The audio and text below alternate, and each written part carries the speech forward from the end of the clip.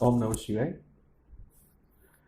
किमियागरी में जितने भी लोग हैं और जो ये मेरा वीडियो सुन रहे हैं वो सबको एक स्पेशल रिक्वेस्ट है कि आज का वीडियो आप अगर देखोगे तो आपका लगभग लगभग जो भी क्वेरी होगा वो सोल्व हो जाएगा, चाहे वो नौसिखिया है या 30-40 साल पुराना अनुभवी भी है।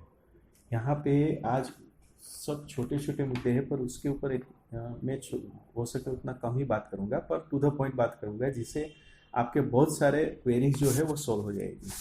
तो आपको ये एकदम से ध्यान से सुनना है और हो सके तो पूरा सुनना है। आप इसको एक बार सुनिए, अच्छा लगे तो उसको लाइक करिएगा, शेयर करिएगा और सब्सक्राइब भी करिए। तो ऐसे ऐसे अच्छे अच्छे वीडियो मैं आपको भेजता रहूँगा, जैसे मुझे भी मोटिवेशन मिलता है जब आप लोग सपोर्ट करते हो, क्वेरी अच्छी अच्छी कमेंट भेजते हो। और कई कई लोगों ने तो मैंने देखा है कि मेरे नॉलेज में शेयर करने से उन्होंने अपना भी नॉलेज शेयर किया, जो कि उसमें अपडेट हुआ। तो मैं आप सबको यही कहना चाहता हूँ कि ये एक नॉलेज शेयरिंग वाली बात है। आप इसको पॉजिटिव लीजिए, अच्छी अच्छी कमेंट करिए और लाइक करिए, शेयर करिए। और आपके पास भी इसके अंदर कुछ अपडेशन है तो दीजिए। मैं गलत हूँ, आप सही हो, आप गलत हो, मैं सही हूँ, ऐसी कोई कमेंट ना करें। उससे अच्छा है कि बेटर आप जो भी आपके पास अपडेट है तो बताइए। तो आज का जो टॉपिक है वो है भारत का निर्माण करना स्वर्ण बनाने के लिए। जब तक आपको भारत का निर्माण नहीं आता है तब तक स्वर्ण के बारे में भूल ही जाओ, ठीक है। और आपने सुना होगा बहुत कंफ्यूजन है मार्केट के अंदर, ये पारा नहीं, मार्केट पारा नहीं। वो तो सब लोग एक शुरू में बताते हैं कि जो मार्केट से जो पारा मिलता है उससे स्वर्ण निर्माण न कभी हुआ है न कभी होगा। ऐसे हो जाता तो कोई सवाल ही नहीं आता है ना। तो ये बात आपको याद रखनी है। तो भारत का निर्माण कैसे करना है, उसके अंदर भारत का निर्माण के बारे में आज बात होगी। अब ध्यान से सुनिए। कुल मिला के देखें तो सिर्फ हम हिंदुस्तान की बात करें तो नहीं नहीं तो भी, अगर मैं गलत नहीं हूं तो कम से कम 10 करोड़ लोग, कम से कम 10 करोड़ लोग इस क्रिया में लगे हैं, जो डायरेक्टली और इनडायरेक्टली हैं, अपने हिसाब से प्रयत्न करते रहते हैं। कोई भी गांव, कोई भी शहर या छोटे से छोटा इलाका भी नहीं होगा जहाँ पे कम से कम एक कीमिया अगर ना हो, वो अपने हिसाब से ट्राई करता ही रहता है। तो और इसके अंदर लगभग किसी को भी सफलता नहीं मिली है। न मिलने की वजह एक ही है, क्योंकि इन्फॉर्मेशन का अभाव। अगर जब तक इन्फॉर्मेशन पूरी नहीं होती है तो दिक्कत आती ही है। और जहाँ तक आपने सुना होगा, तो मैं और एक बात भी क्लियर करना चाहता हूँ कि कोई भी आदमी आपको मिलेगा तो जैसे जैसे अपने हाथों से बनाता हो या मतलब इतना नॉलेज हो, जैसे ऐसी बात करेगा। जैसे वो बोलेगा अगर मुझे ये मूर्ति मिल जाए तो मैं चुटकियों में बना दूँ, या मुझे ये मटेरियल मिल जाए तो मैं चुटकियों में बना दूंगा। या बोलेगा ये लाल गंधक है, वो काली गंधक है, अग्निस्थाई पारा ये नहीं चाहिए, वो चाहे, ठीक है, बुभुषिक पारा, किमिया सिंधु, ऐसे ऐसे बहुत सारे वर्डिंग है जो अभी पक गया है दिमाग। आपका भी दिमाग पक गया होगा, जो भी किमियागर में उन्होंने ये बात सुन सुन के उसका दिमाग पक गया है। लाल गंधक, पीली गंधक, काली गंधक, ये गंधक, वो गंधक, किमिया सिंदूर। लास्ट में अगर कहीं पे भी आदमी नहीं फंसता है तो बोलेगा अग्निस्थाई पारा। अग्निस्थाई पारा दाएं हाथ का काम है, आप सब जानते हो, सब लोग बनाते हो। वो फिर उसके अंदर सफल नहीं होते तो बोलते हैं आपने पारा संड कर दिया। मतलब ये सब छटकबारी है जो आप भी जानते हो। तो यहाँ पे इसीलिए टॉपिक लिया गया कि भारत को बनाओ, भारत का निर्माण करना है जो स्वर्ण निर्माण में काम आएगा। तो ये एकदम से याद रखिए आप बात को कि भारत का जब तक निर्माण नहीं आता है तब तक सब कुछ यूजलेस है। 2-3 एग्जांपल देना चाहूँगा। जैसे आपने सुना होगा कि जो सिद्ध लोग होते हैं, और सिद्ध लोग, एक छोटी स्टोरी बताने की कोशिश करता हूँ कि एक एक क्या बोले, वो जो बासन बनाते हैं ना, तांबे का घड़ा और ये सब, वो आदमी बैठा था, उसके पास एक साधु आया। उसने पन्ना लिया, एक पत्ता लेके उसका रस निचोड़ा और बोला तांबा जितना भी इसमें पिघाल दे। उसने वो रस उसके अंदर डाला, पूरा स्वर्ण में परिवर्तित हो गया, ठीक है। वो चला गया, फिर आधा इसको दिया, आधा उसको दिया, फिर वो जो बचा था वो फिर डाल के उसने बाकी का स्वर्ण बना लिया, वगैरह वगैरह वगैरह। तो यहाँ पे आपने देखा तो ये वनस्पति से भी पॉसिबल है। कहने का तात्पर्य क्या है, भारत से ही ऐसा जरूरी नहीं है, कई कई वनस्पति भी ऐसी है जो हम लोगों ने सुन के रखी है, पर कौन सी वनस्पति है किसी को पता नहीं है। दूसरा, अगर आप गिरनार की ओर जाओगे, ये एग्जाम्पल्स देना बहुत ज़रूरी है, क्योंकि उससे आपको पता चले कि ये सब बातें सुन सुन के आप और हम पक गए हैं, पर उसके पीछे का तात्पर्य क्या है, उसके पीछे का उद्देश्य क्या है, वो जानना जरूरी, इसलिए थोड़ा रिफ्रेश कर रहा हूँ। तो आपने गिरनार के अंदर देखा होगा, नाथ संप्रदाय में बहुत से लोग हैं जो चिलम पीते हैं। हालांकि सब लोग चिलम पीते हैं, पर उसमें से कई कई साधु हैं जो चिलम में एक तांबे का टुकड़ा डाल के कस मार के सीधा ही फेंक देते हैं, बोलते हैं जाओ और बाजार कर लो, ठीक है।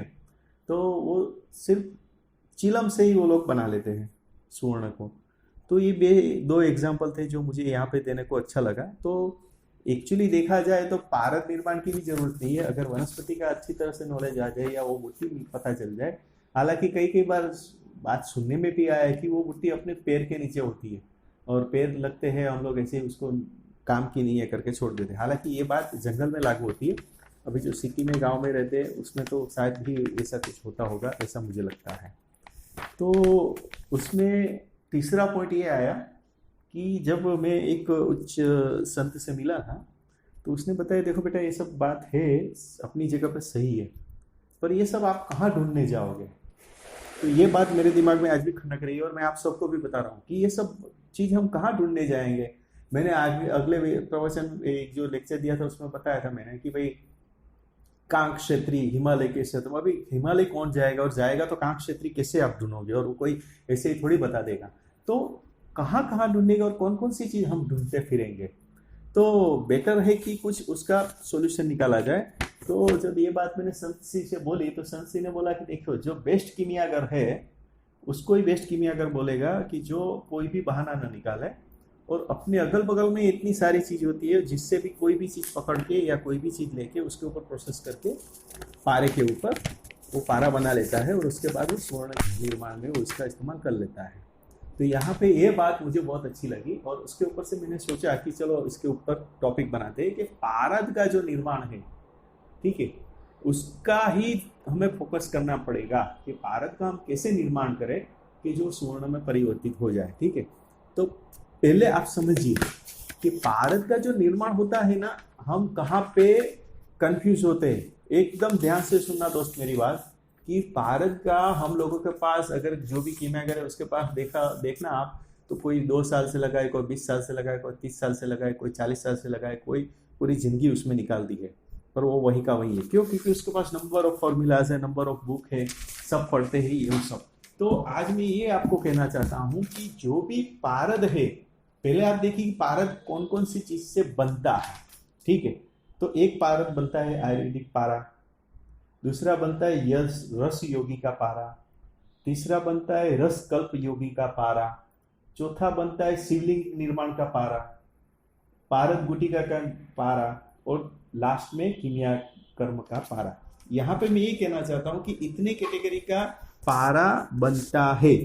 अभी किसने कौन सी कैटेगरी का पारा बनाया और उसके ऊपर बुक में फॉर्मूला डाल दिया आपको तो पता नहीं चलेगा।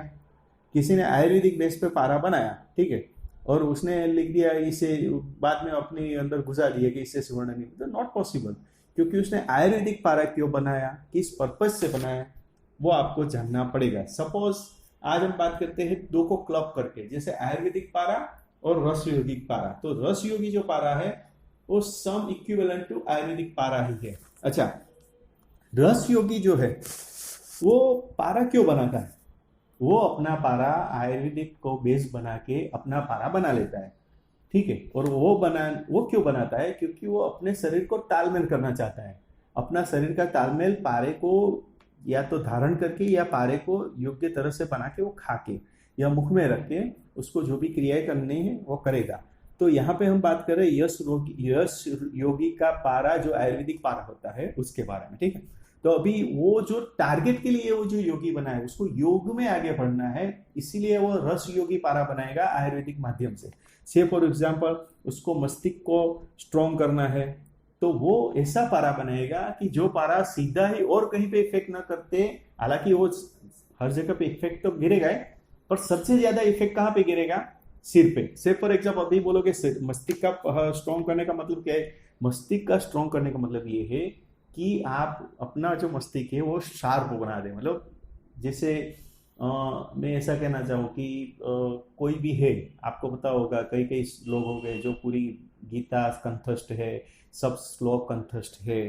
तो ये बात है, इसको मस्तिष्क का पारा बोलते हैं। उसने पारा या तो ग्रहण किया होगा, या उसके पास होगा, या उसने बनाया होगा, या उसके संत ने या योगी ने उसको खिलाया होगा। तो वो पारा सीधा जाके मस्तिष्क पे असर करता है, ब्रेन पे असर करता है और मस्तिष्क को स्ट्रांग बनाता है। दूसरा है हृदय मजबूत करने वाला पारा। तीसरा आता है काम केंद्र को शिथिल करने वाला पारा।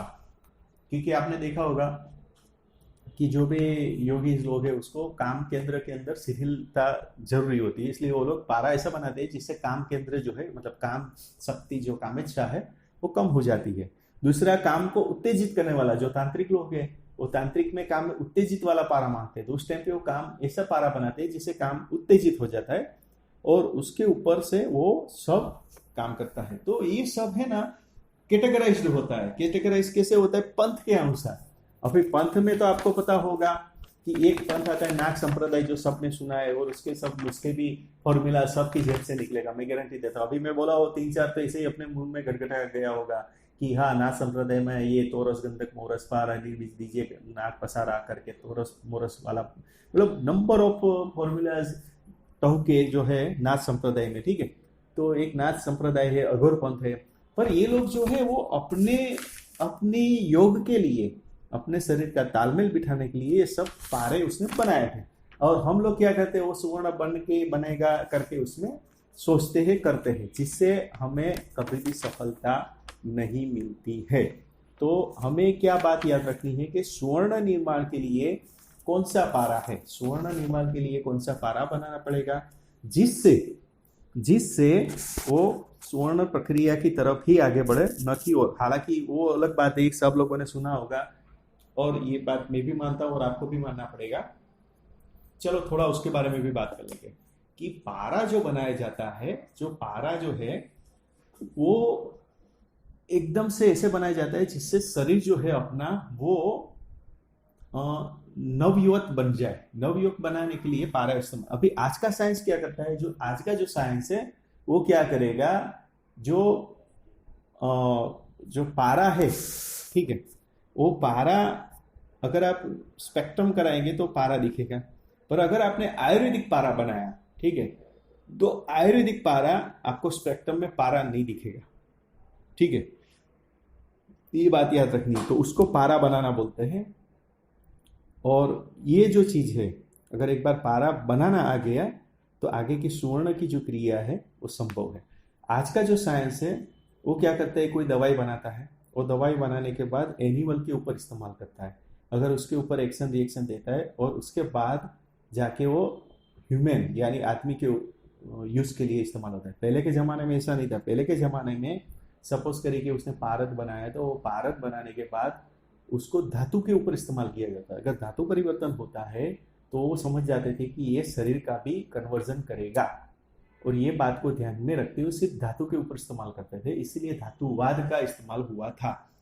तो ये बात आपको याद रखनी है कि जो स्वर्ण विज्ञान है वो और धातु विज्ञान जो है वो, मतलब धातु विज्ञान और शरीर विज्ञान लगभग सिमिलर जा रहा है। और पारे को जीवित गिना गया है। तो पारे को बनाना है तो उसके लिए आपको जो भी औषधि बताई गई है, जैसे मालकांगनी है, फिर भीलामा है, ठीक है, फिर ये आप मुशाकर्णी है, ये सब बहुत सारी चीज़ है जिसके अंदर आप अगर इस्तेमाल करते हो तो जो पारा है वो अग्निस्थायी भी हो जाता है और बहुत सारे आपके काम कर देगा। तो ये जो मैंने आपको भी वनस्पति बताई उसका आप इस्तेमाल करिए। मालकांगनी का इस्तेमाल है वो थोड़ा शरीर का, मतलब मगज का, जो अभी आगे मैंने बताया था, मस्तिष्क को स्ट्रॉन्ग करने के लिए इस्तेमाल होता है। तो यहाँ पे और एक बात आपको क्लियर कर दूं कि जब आप पारे के ऊपर वनस्पति का इस्तेमाल करते हो, खरल करते हो या कुछ भी करते हो, तो पहले तो आपको रस जो भी है वो रस अच्छी तरह से निकालना है। उसके बाद आपको उसका मर्दन करना है। मर्दन करने के लिए कौन सी खरल इस्तेमाल करनी है उसके बारे में आगे बातचीत हो गई है खरल नाम के टॉपिक के अंदर। उसके अंदर जाके भी आप देख सकते हैं। और जो भी आप है उसको पिष्टी बनाए। पिष्टी बनाने के बाद वो वनस्पति के रस से, ठीक है, पिष्टी बनाने के बाद फिर आगे की प्रक्रिया जो भी आपके पास फॉर्मूला है उस फॉर्मूला पे आप तालमेल बना के देखिए तो काम होगा ऐसा मुझे लगता है। फॉर्मूला जो भी दिया गया है, कोई भी बुक हो, चाहे आपके पास हो, हमारे पास हो, या आपने कहीं पे सुना हो, तो फॉर्मूला गलत नहीं होते, गलत हम है, हमारी प्रैक्टिस गलत है, इतना याद रखना है। दूसरा बात यहाँ पे मैं आपको ये कहना चाहता हूँ कि फॉर्मूला ना बदले। आपके पास कोई भी एक फॉर्मूला पकड़ के आप बैठ जाओ। सब लोगों क्या करते हैं, यही दिक्कत आती है। दिन में 3-3 बार मैं भी यही करता हूँ। मैं भी एक फॉर्मूले पे लगाऊं, उसके साथ चलो इसके साथ दूसरा फॉर्मूला, दूसरे के साथ तीसरा, फिर जब 15 दिन महीना हो जाता है, बाद में याद ही नहीं रहता है कि कौन से फॉर्मूले में कौन से मटेरियल डाला था, क्या किया था। तो शायद बन भी गया ना, तो वो फिर कोई मतलब नहीं रहेगा। तो कुल मिला के आपको ये बात याद रखनी है कि फॉर्मूला ना बदले, आयुर्वेदिक में ध्यान रहिए। और आयुर्वेदिक में ध्यान देने का मतलब क्या है, जो रस आप निकलते हो ना, रस के अंदर आप कंटेंट जो देखोगे वो माइक्रो लेवल में है। माइक्रो लेवल में वो धातु होने की वजह से आप सोचोगे कि 50 ग्राम, 100 ग्राम या 1 लीटर या 5 लीटर रस से हम काम कर लेंगे, तो नहीं होगा। आपको ढेरों सारा रस लगेगा। सही पद्धति होनी चाहिए रस निकालने की और पारद मर्दन की, तभी जाके इसमें सफलताएं मिलती है। और उसको टेस्ट करना जरूरी है। अगर आपने जो भी काम किया है, तो एक और हिंट दे देता हूँ कि अगर वो पारा अब आप स्पेक्ट्रम कराओगे, तो स्पेक्ट्रम के अंदर पारा नहीं आना चाहिए। अगर वो पारा है आपके हाथ में और स्पेक्ट्रम कराते हो, तो वो पारा यानी मर्क्यूरी नहीं दिखाता है, तो समझना है कि वो पारा आपको आगे कोई भी काम के लिए काम में आएगा। तो ये पारा जो है वो आपका काम का बनेगा, ये आपको याद रखना है। पारद जो है वो बंधन करने से पहले पिष्टि में ज़्यादा ध्यान दीजिए। आपने देखा होगा कि सब लोग, मैंने भी ऐसा किया, पहले बंधन बंधन बंधन बंधन नहीं, उसको पहले पिष्टि में ध्यान देना है। पिष्टि के बाद एक बात याद रखिए, पारा जो है वो जीवित है। तो जैसे हम खाना खाते हैं वैसे ही वो भी खाना खाता है। बाकी का आपको सब पता है, इसलिए डिटेल में नहीं जाता हूँ। तो आप पारे को जीवित समझिए और उसके हिसाब से करिए। जैसे हम लोग जैसे गेहूं नहीं खा लेते, या फिर जैसे आयरन यानी लोहा नहीं सीधा खा लेते हैं, ठीक है। आपको लोहा खाना है तो आप उसके बारे में जो भी जो वनस्पति है, जो सब्जी है जिसके अंदर लोहे की मात्रा ज़्यादा है, वो हम खाते हैं, नहीं कि सीधा लोहा खाते हैं।